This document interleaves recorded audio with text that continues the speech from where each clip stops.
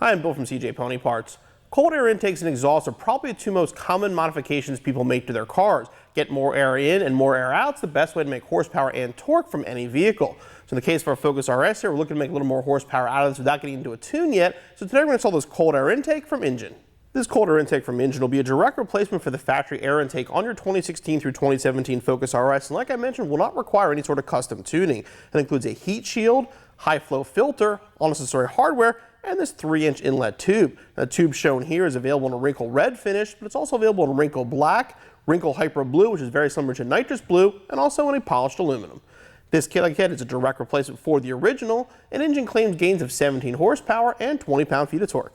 For this installation, you need a 1/4-inch ratchet, 7mm socket, 8mm socket, 10mm socket, an extension, 10mm wrench, pair of pliers, drill, and a 3/8 drill bit.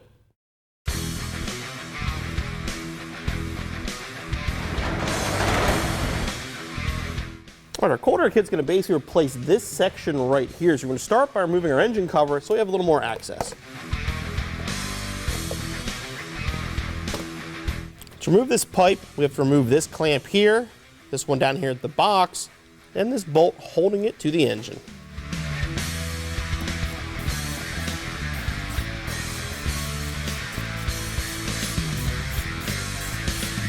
Okay, now we're going to remove the tube. Disconnect this hose.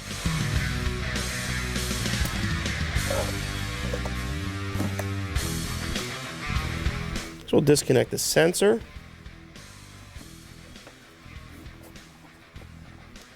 Pull the little plastic plug off. Then carefully remove the airbox just by lifting up.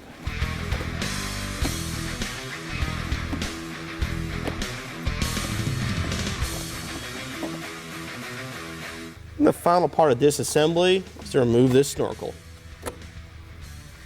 Now before we begin the installation, we do have one more thing to do in our engine bay here. We have to move this ground. Basically, just going to move it over to this bolt. So what we're going to do is take it out, just open up the hole a little bit, and then ground it over here.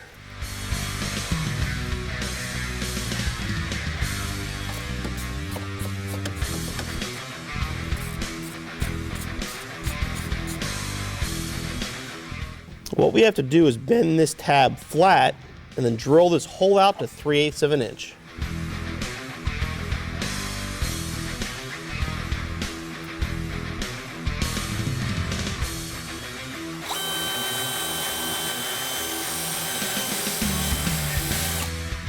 Now remove the bolt for the other ground.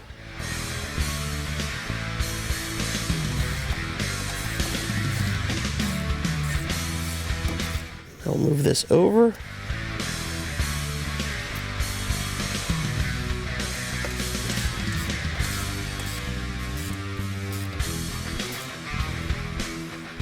Now we're prepped the shield for installation. You want to grab the smaller seal. It's going to go in this little U here.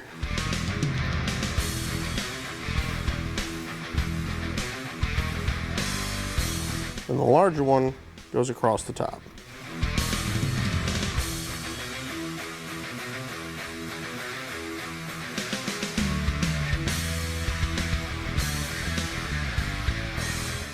To install the heat shield, grab this applied spacer. This is going to go underneath the outside hole here. Get the hardware and washer. And what this is going to do, this is going to thread right into that hole where we removed the ground earlier.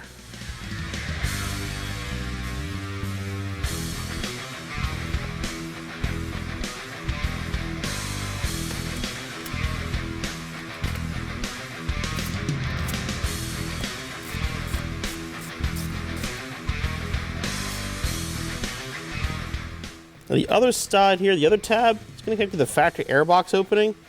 Basically line it up, put a bolt in from the bottom, and a washer and a nut.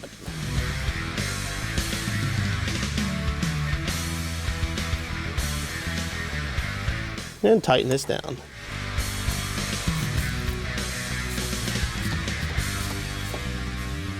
Before we install the intake tube, we're going to grab this standoff here. It's going to go on the factory airbox clip right here in the back. Just push it down, and that'll hold part of our intake tube. Ready to install the intake tube now. We're going to take the silicone coupler and put it over the edge here.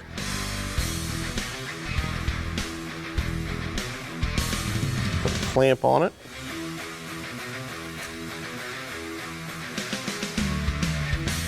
You don't want to tighten the clamp down, just get rid of some of the slack.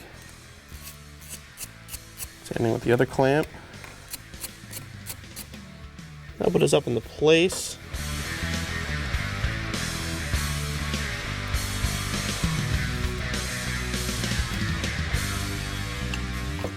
Now we'll tighten down the clamps.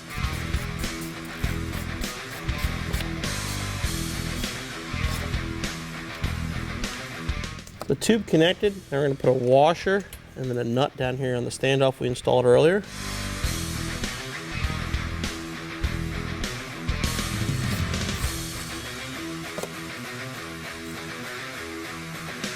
I'm going to install a factory clip right here. Put the hose in and reconnect. With the tube mounted, now we can install a filter.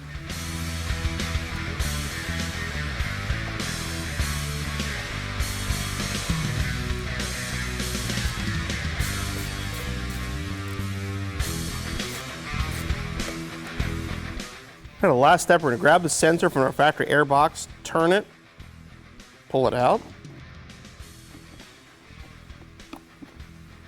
and plug it in. Install in the air tube.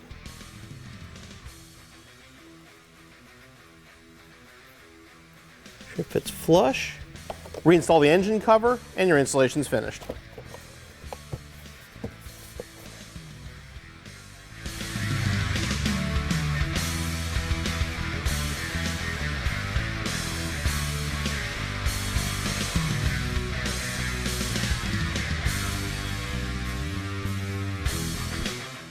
All right, let's fire up our RS. We'll see how it sounds with our engine intake.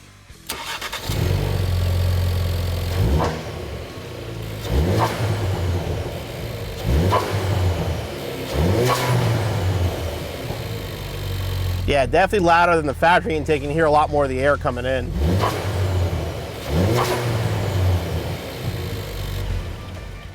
While the red engine intake might not have been my first choice for our nitrous blue RS, I actually like the way it looks under the hood. It really pops and it matches the Ford Performance logo as well. As far as the installation, it's pretty straightforward. It should take you no more than about an hour or so. Be back on the road in no time.